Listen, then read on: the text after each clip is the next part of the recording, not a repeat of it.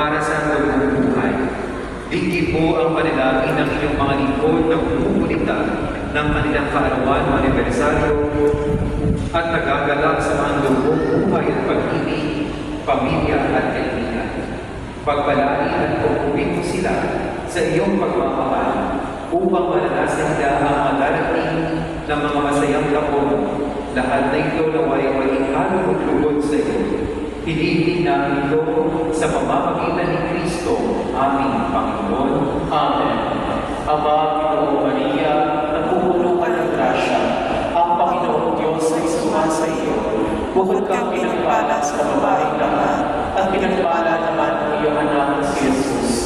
Santa Maria, Ina ng Diyos, ipanalangin mo kami mga kasalanan, ngayon at kung kami